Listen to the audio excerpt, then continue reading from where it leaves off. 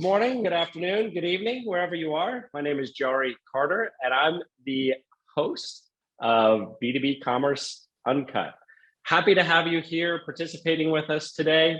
I have here with me Mr. Jeff Mann, who's a senior information security consultant at Online Business Systems.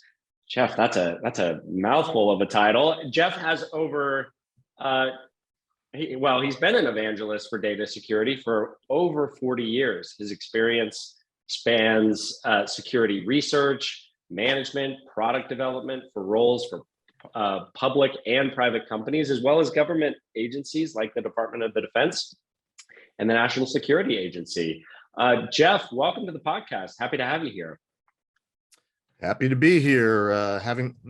One of the many things I do is podcasting myself, so it's a fun change to be sort of on the other side of the microphone for once. So looking. That's right. You're either out of the hot seat or in the hot seat, whatever way we look at it. Right. Happy to be chatting with you here. We also have Joseph Kirkpatrick, who's the founder and president at KirkpatrickPrice. Joseph is an IT security professional. He specializes in data security, cybersecurity, IT governance, and regulatory compliance. He's a CPA with 25 years of experience, holds a whole host of certifications, spearheaded numerous initiatives at KirkpatrickPrice, and led thousands of audit reports and IT security engagements around the world. Joseph, it's an honor to have you here. Thanks for joining us today. Yeah, really looking forward to talking to you guys and talking through this important subject with you. Yeah, it is such an important subject. It's becoming increasingly important, seemingly in recent years. I would love to just get into introductions around the two of you. I'd love to just understand how you got into the space and a little bit of your background from your own perspective. You both have wildly impressive bios, but we'd love to hear kind of how you got to where you are today. And let's just start with you, Jeff. Sure, thanks, Jerry. I'll try to be concise. Compress 40 years into 90 seconds or so. Primarily, I got my start in information security working for, as you had mentioned, Department of Defense. My first real job was as a cryptographer for the National Security Agency, which of course is protecting communications, protecting information. I was there in the mid 80s to mid 90s, so sort of at the cusp of when the internet was becoming at least publicly available and caused the explosion that we know now today as the digital world, what we call cyber. So I was sort of in there at the ground floor, sort of shifted over into cybersecurity, although we didn't call that at the time, in the early 90s, because I was working with a small group of guys that were looking at how to break into computers and networks because they were becoming more a thing. And we'd all seen movies like War Games and Sneakers or Hackers, and we're like, that's kind of cool, we want to do that. So I ended up, looking back on it, can say that I was sort of a founding member of the first NSA Red Team. Went out into the private sector shortly after all that happened, primarily trying to, in the early days, try to help companies of all sizes, shapes, and forms to figure out how to do connecting to the internet in a secure way. Somewhere along the line, I fell into PCI, payment card industry, and it came out in the data security standard came out in 2004, and I was handed it to me by a boss back in 2004 and said, here, read this, we're going to do it. I read it and I said, this kind of makes sense. Been doing it ever since, basically. So I can wrap up the last 15, 16 years by saying I've been a QSA, working with hundreds of companies of all shapes and sizes, trying to help them understand how to do basic information cybersecurity, given their environment, given their vertical, and given a certain set of requirements that they're kind of bound to if they want to engage in commerce, at least with credit cards. So that's me in a nutshell. That's great. you have such an interesting and rich background. I'm excited to ask some questions around that today. Joseph, would love to hear your background as well, if you wouldn't mind just Sure. giving us a little bit of a thumbnail sketch of how you got into where you are and what you're doing now. Yeah, it all started for me in 1984, and 1984 was the year of the computer. It was the time frame when the IBM CEO said that no one would ever want a computer in their home, and the personal computer was the man of the year for Time magazine in that year. And so that was the year that my parents sent me to a class on computers. They were very forward thinking, and I was 13 years old, and I just decided, wow, I want to work with this. So when I got out of college, I did systems engineering work. We were installing Windows for work groups for companies who were converting from Novell, and I worked in systems engineering for about I guess it was about 12 years, and was doing that for banks. And being a highly regulated space, they started coming to me with questions about satisfying these different compliance needs and satisfying the bank examiners on the different things. And they started asking about data security. And as a result, we did risk assessments and penetration testing and helped them write their information security program. And once I got involved in that and got a taste of that aspect of things, I decided I really wanted to specialize in that area, and saw the need for it and the importance of it. And that's really what got me focused in cybersecurity. Amazing. You all are dating, all three of us. I remember seeing Hackers in the movie theater, Jeff, which was like such an iconic movie for me. Joseph, my first job was at Novell. So my very first tech job right out of college was at Novell. In 1984, going into computer class. Your parents really were forward thinking. I think that was not on most people's radar in sending their kids to computer class. So very, very cool. Let's jump into it. There was a question kind of before, as we were preparing, around compliance and security. Are they the same thing? What is the difference? Jeff, we're talking here in about both security and compliance. Unpack both of those for us and the differences. Well, it's one of those questions where you ask 100 professionals, you're going to probably get 100 different opinions. So this will be my take on it, and the way I've really tried to help my clients over the years. There is an understanding, or there is a misconception, maybe it's a better way to phrase it, that compliance does not equal security, and the perception is, and again, it depends on who you talk to. Either compliance is just kind of a silly nuisance exercise. It's not really real security, and it's not reflective of all the things that the security people do within organizations. And so it's viewed by sort of one camp as something that's very simplistic and very checkbox oriented. You're not really proving that you're doing anything. You're just saying that you're doing stuff. Right. Now flip that around, because I've worked with, as I said, in PCI, I've worked with companies for almost 20 years, trying to follow this silly little list of, depending on how you slice it, over 400 specific requirements that you have to do every one of them. And companies struggle to meet every one of these requirements, and they struggle to consistently meet the requirements. A lot of the requirements, a lot of security in general, has to do with continuous processes, doing things on the regular. Which feeds to sort of this misconception between security versus compliance too, is that compliance is a one-time, once a year, come in and see how you're doing, and security is something that you do all the time. Well, a lot of PCI requirements are you doing this thing daily? Are you doing this thing weekly? Are you doing this thing monthly? Are you doing this thing periodically? So it's meant to be reflective. So that's my sort of backdrop. Security is doing a whole lot of things to try to either prevent bad things from happening to your organization, or B, detecting that something bad is happening to your organization and hopefully minimizing the damages, minimizing the consequences. Compliance in that context is simply, here's a measuring stick. Here's a way to evaluate or assess how well you're doing all these basic security things. So to me, compliance is just a reflection of security. They're kind of one and the same thing. But that's my silly little opinion. Not silly at all. Seemed very well thought out, well articulated, and I appreciate that perspective.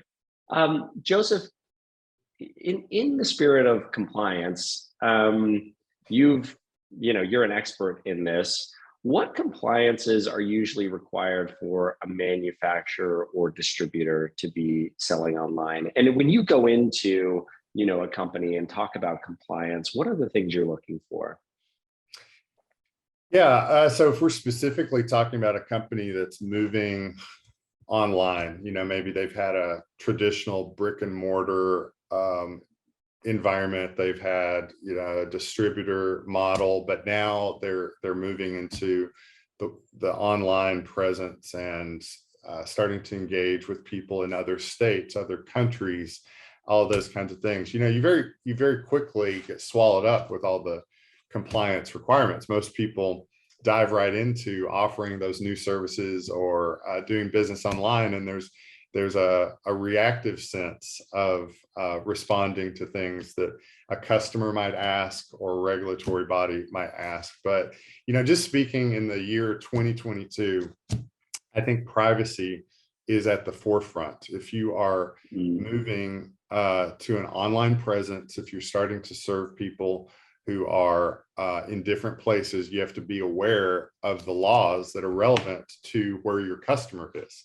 And so if you've got a customer in California, you have to be concerned about the California Consumer Protection Act. If you are working with a client who is in Europe, you have to be concerned about GDPR. And so one of the things that a company has to do when they're making that change is they have to have a program to understand what data are we collecting from people, what data do we have to maintain, how long do we maintain it, what is our policy to do that, do we give access to that data to the people that it belongs to, such as the consumer, who in our organization has access to it, is there a right for them to have access to it.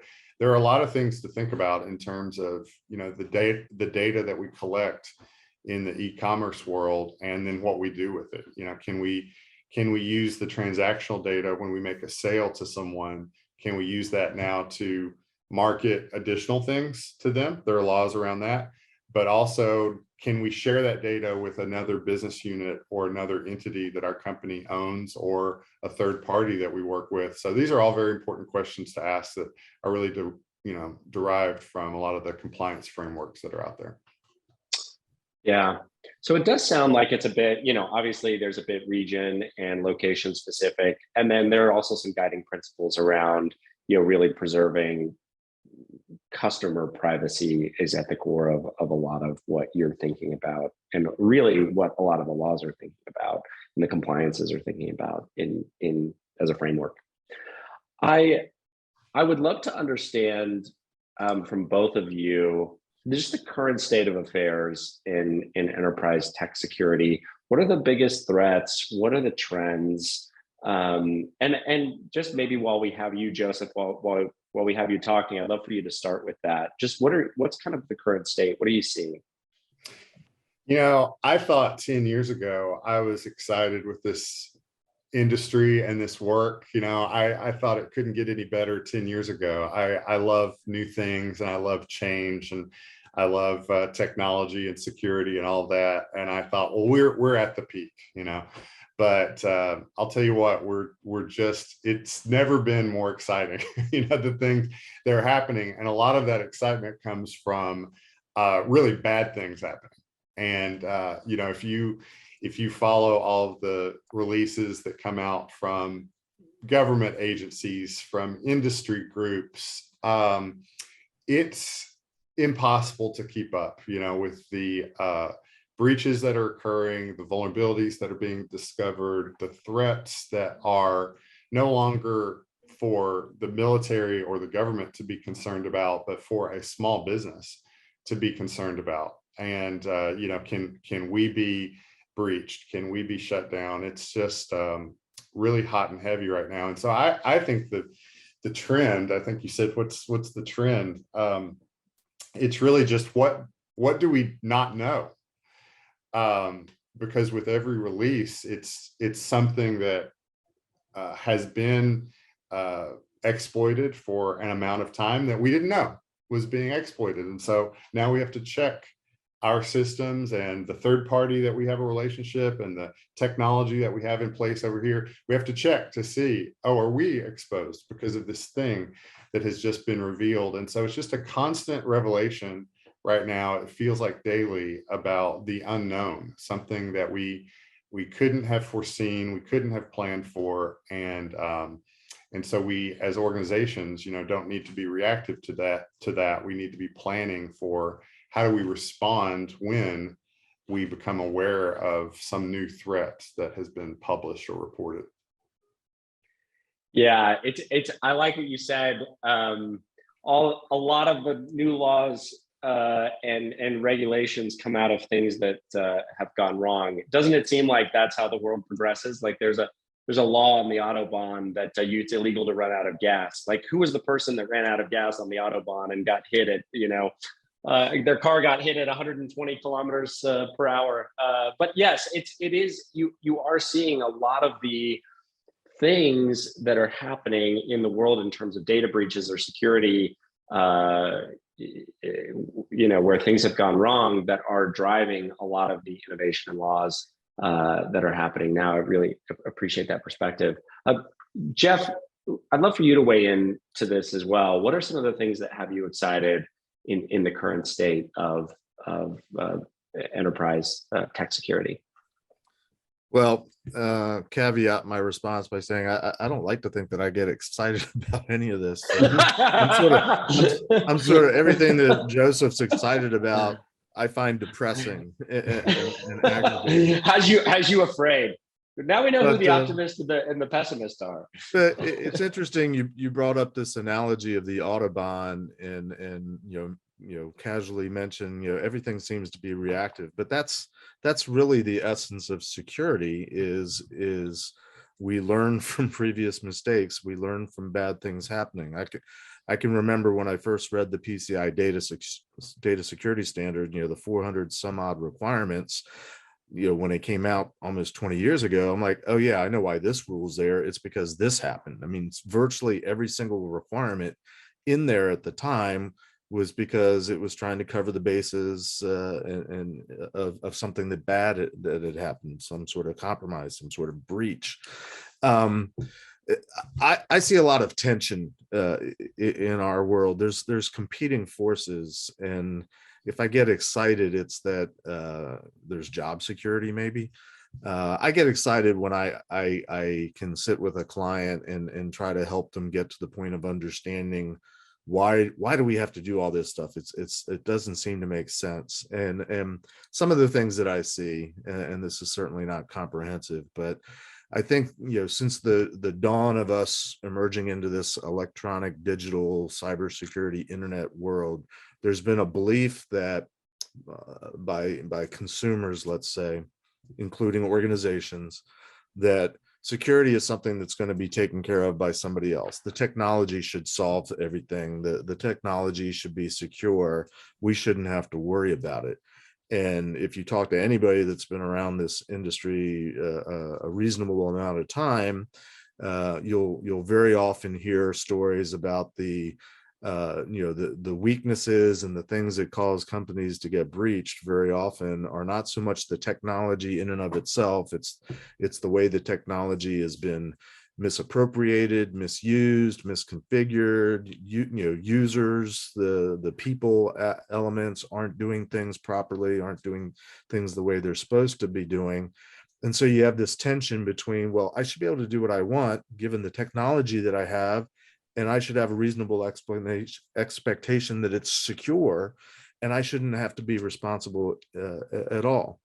So sort of a twist to that is, again, going back to your Audubon analogy, which I think is fascinating, is when organizations get breached, and you know, we see them in the headlines very often, we always love to beat up on these companies because, you know, they didn't follow good security, they didn't have good security practices, they weren't doing the right things. Well, you know, there was this inherent weakness, and we seem to forget that at the end of the day, they're a victim of a crime. That's, you know, somebody committed a crime against an organization that put them into this situation. So this concept that you know, there's responsibility for achieving a certain level of security so that you have, you know, in the early days of PCI, they called it safe harbor. You know, you're not going to get in trouble. You're not going to get faulted for getting compromised or breached if you're doing some reasonable amount of security. And after that, it's like, well, it could happen to anybody. That hasn't really changed over the years, other than there's less and less idea of safe harbor, and there's more and more beating up on the poor victims, and very often it's legitimate, because either they've completely missed the boat on their employee awareness, employees doing the right things, having this sort of culture of security, knowing what you can and can't do in terms of your business processes and your daily job, your daily routine, versus that expectation, like I said, that security is being done by somebody else. Security is somebody else's responsibility within the organization. And so it's okay. I can get, you know, I can do what I do because I'm covered. So what excites me is there's this never-ending tension, and there's this need to try to open people's eyes or pull the wool off of some people's eyes, depending on what analogy you want to use, to just try to promote better understanding of what's at play here, what's involved in terms of securing an organization or securing data these days. Yeah. Can I jump in on this one? Please. Yeah. I love this. I love this aspect of what's going on, you know, because there is this just strong desire for people to pass the buck on security, and they don't want to feel responsible, you know, and it's just a strong desire that humans have to know that somebody else is responsible for this, right? Because they feel wholly inadequate, they feel unprepared, they don't have the knowledge, they don't have the skills to confront this growing, complicated threat, and so they just want somebody to be responsible for it. And so some of the common things, I'm sure Jeff, you know, sees all this as well, but you go to an environment, oh, we moved everything to this cloud provider, and now they're responsible for security.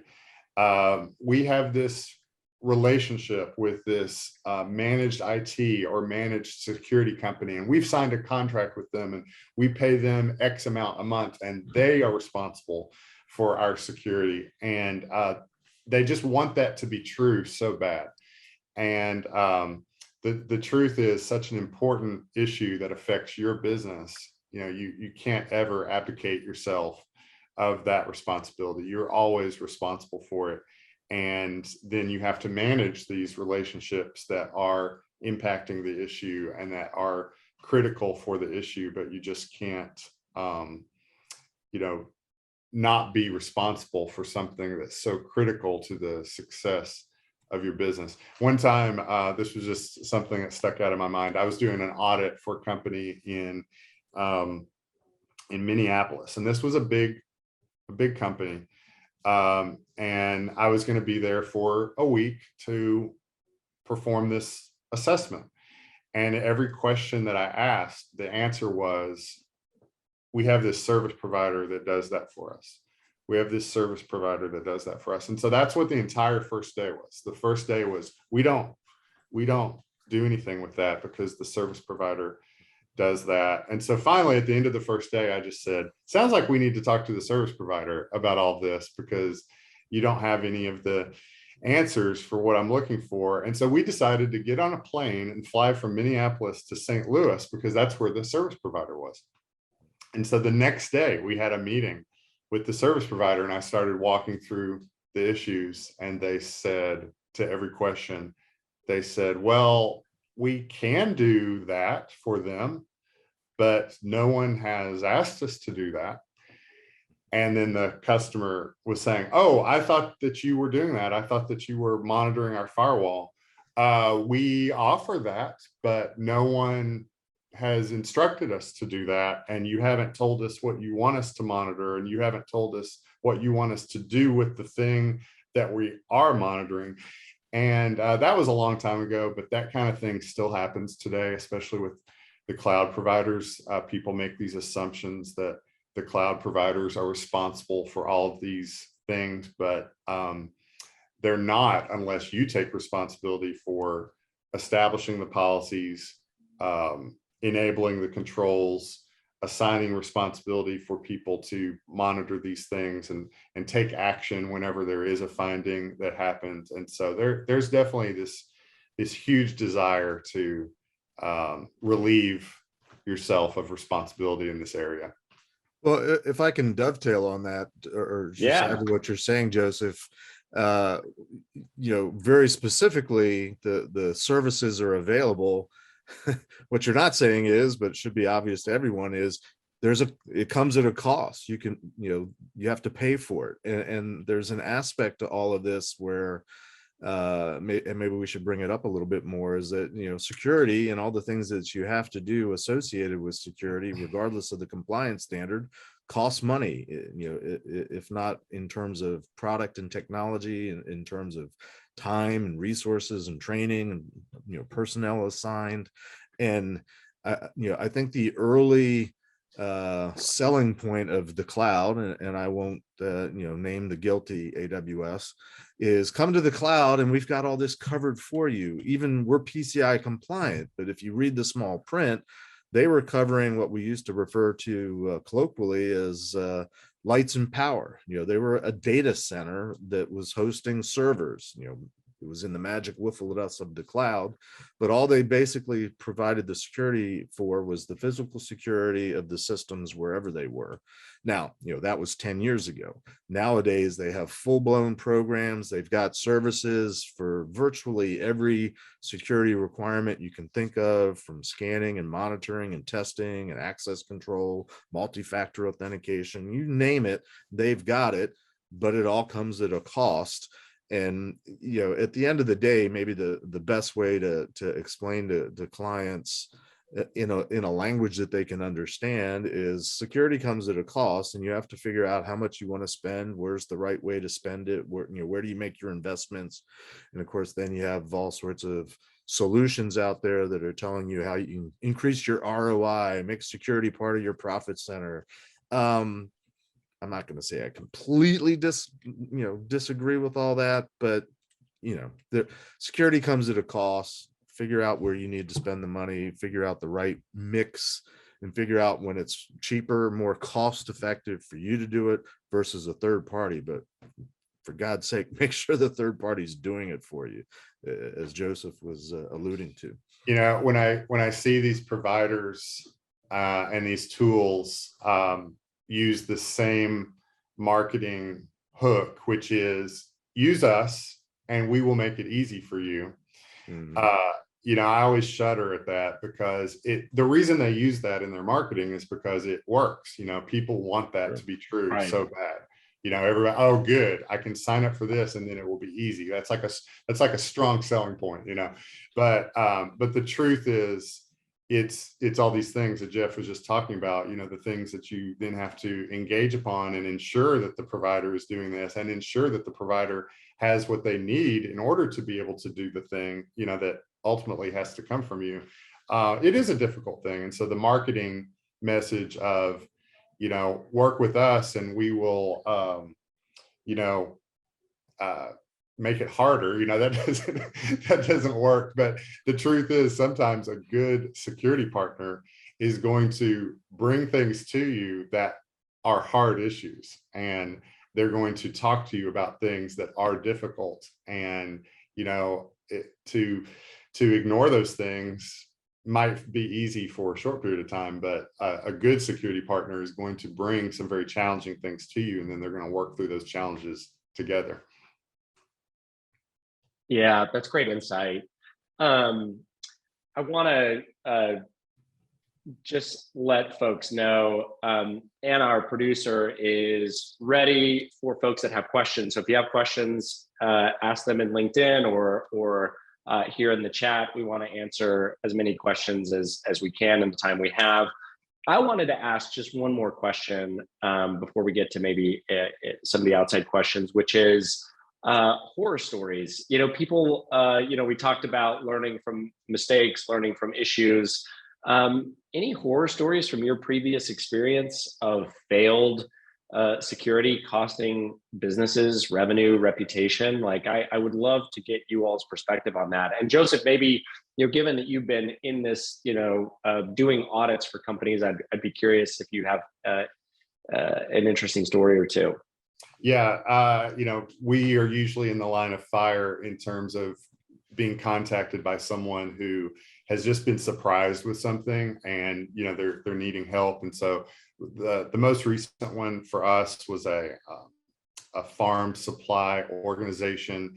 They traditionally had been a locally focused supplier, and they were moving online. And so this was a huge undertaking for them. It was critical to their mission, critical to their strategy in order to get this up and running. And they worked really hard, you know, spent a lot of money, spent a lot of time on developing the e-commerce platform, and they were planning on having a much greater reach. And so the time came for that to roll out, and they were unable to get cyber insurance. And that was a shock to them. And, you know, anyone who's been dealing with cyber insurance, you've noticed that it has changed. There was so much that was impacted because of ransomware, that the cyber insurance policies have all been rewritten, and they're a little more scrutinous in their you know, due diligence and things like that. And so this organization was not able to get cyber insurance. And so now they're having to go through all these things that the insurance provider is requiring. You know, have you had a risk assessment? Do you have endpoint protection? Are you doing security awareness training? It's that compliance list that we talked about earlier. And the truth of the matter was they weren't doing those things. And so they couldn't get the insurance. And so huge impact to their bottom line as a result of not considering the impact of security and compliance to this very important mission that they had as a business. Yeah, great example. Great example. Jeff, do you have anything you would add in that? Things you've seen? Yeah, I've got a million of them, but let me share two. One is more of a generic, something I see very often these days, you know, especially since we're supposed to be talking about B2B, which in a PCI context is third parties, service providers, people that are sort of in the middle between a retailer, a merchant, and the back end card companies, banks, and things like that. Especially in an e-commerce context, you know, we've been talking about the outsourcing and putting stuff in the cloud. I see very often these days a scenario where you have a retailer, a merchant that wants to do e-commerce, and so they have to have a website, but they don't have developers, so they go to a third party to create the website for them. And of course, there's companies out there that specialize in that. They also need to put it somewhere, host it somewhere. Now it's more common to put it in the cloud somewhere, but it's very often not the merchant that's engaging with the cloud provider. It's one or more of these third parties. And then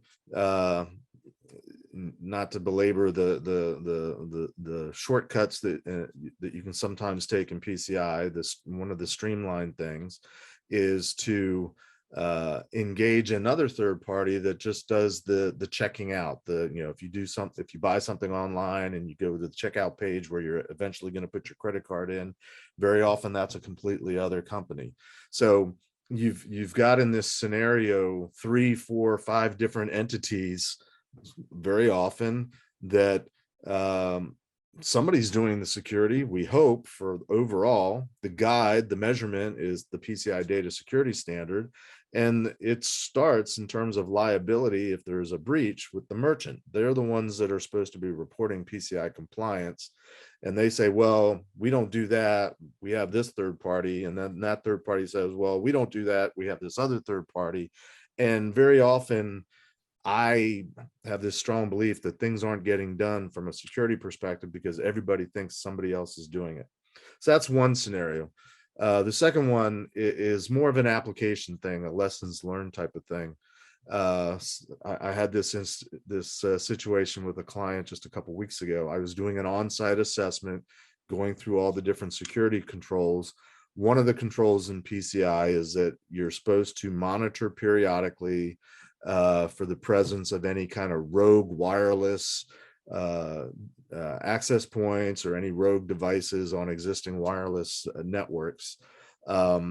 This particular company had technology in place that rather than doing it periodically once every 30 days or 90 days, they're doing it basically real time. They've got sensors that are up and running, and just part of what they do in terms of creating a wireless environment is to continuously check and report on any presence of unknown devices or any rogue devices. Sounds great on paper. It's like, wow, you're just blowing the doors off the requirement. You're going way beyond the bare minimum. So the issue I had though was we were doing site visits of different retail locations.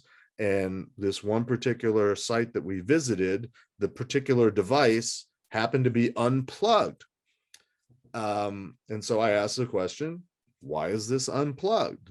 2 weeks into it, I'm still waiting for the answer. But the bigger question I have is not why was it unplugged, but why wasn't your whiz bang reporting mechanism and automatic stuff that's going on flagging or alerting the fact that a sensor's dropped, that there's a sensor not doing anything. So, I mean, the lesson learned is it's not enough to just simply put the technologies in place. You also have to know what to do with the results and the outcomes and know when something weird's happening so you can respond to it.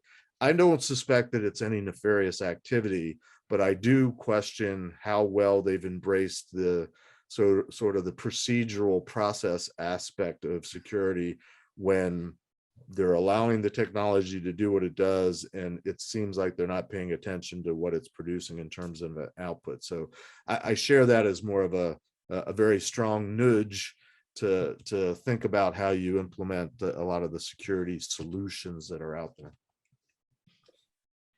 Yeah, it's interesting you all talk about this because this will be the last thing we kind of end on, because we see, like, what I'm hearing from both of you really strongly in this, and if it's a takeaway, I think for our audience, one of the things I'm hearing is, like, don't actually look to your third-party vendors as a panacea for your security and compliance, and particularly your technology vendors.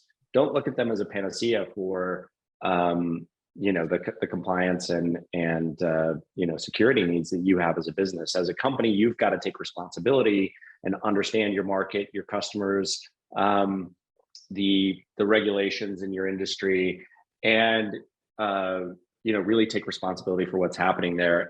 Did I catch that right, Joseph, Jeff? Is there any final thought you have on that? I mean, that seems like it's been coming through like loud and clear in like bright beeping lights.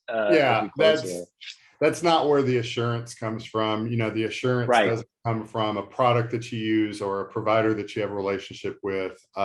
You're responsible for this thing called security, and it's something you're always pursuing. You never actually arrive at it. You can live in the state of security, and you can feel like you've kind of you're experiencing it, but you have to be ever vigilant, and you have to always be pursuing it. And I love what Jeff pointed out about, I mean, pretty much today everybody is going to have these relationships that are all important to this security goal that you have. And the problem that he's pointing out, which is a huge problem, is there's no one auditor or assessor or regulatory body who's looking at that in its context. They divide it up in so many different pieces, and they say, well, this person's responsible for this, and somebody over there is looking at that, exactly as he described. And I know Jeff will be able to complete my sentence. When you come in and you want to look at things in context, and you want to look at this piece and that third party, the response you always get is, well, we don't want you to look at that because that's not in scope. It's not in scope. Yeah. And so when you hear that, you're just like, it is in scope. Your security is always in scope. And, we should be looking at it, and we shouldn't be slicing and dicing it. And so, yeah, I'm glad you picked up on that, because it's definitely a huge concern of mine as well. Yeah. Any final thoughts, Jeff? Yeah. I want to echo what Joseph said.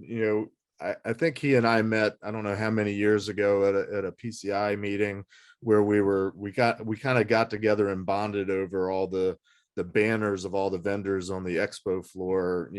As he had alluded to earlier, we can make PCI easier, compliance easy, security easy, make it go away.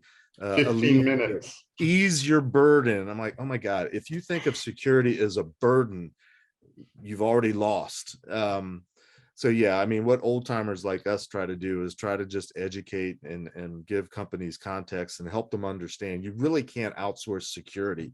You can outsource the activities, and you can outsource some of the specifics, but responsibility and that overall comprehensive, taking that logical step backward look at how does this all work together, that's very often lacking. And there's not enough of people like us that do the auditing and assessing that seem to embrace the fact that there's something wrong here, because nobody's taking that bigger look at things.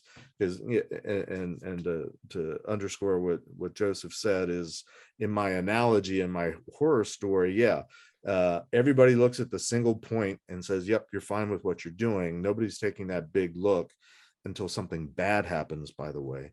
And when something bad happens, the people that are going to come and fine you are going to first go to, technically it's the acquiring bank, but the acquiring bank goes to the merchant and says, it's all on you. And it doesn't matter who you claim is supposed to be doing it for you. It falls on you in terms of liability. And again, that's a dollars and cents type of thing. It's an economic decision, but don't think you're selling yourself cheap or being economical by pushing stuff out to a third party because they claim they've got you covered. Make sure you consider all the costs, and you can outsource perhaps the responsibility, but that doesn't mean you've outsourced the liability. Ooh, I love that. You can outsource the responsibility. It doesn't mean you've outsourced the liability. And with that, we're going to end on that quote, because it was very, very good. And I think actually encapsulates the conversation that we've had here today. I want to thank you both for coming in, for lending your perspective, for sharing your expertise. Today's conversation has definitely lived up to the brand. B2B, this is B2B eCommerce UnCut. It's been definitely unfiltered. There's been no, nobody's trying to sell anything except for the fact that we want to keep you all safe as you engage in e-commerce out in the market, and as you're out there really pushing your business forward. I really appreciate both your perspectives, Joseph and Jeff. I do want to say we want to follow up with any questions asynchronously. So please submit your questions, ask those along the way. We also want your ideas for upcoming topics. So we're going to drop here a landing page in the chat for folks to submit ideas for future podcasts as we continue the B2B eCommerce UnCut. Thank you both so much for your time today, and thanks everybody for tuning in. Great to be with you. Yep. Thanks for having us. Bye, y'all. Bye-bye.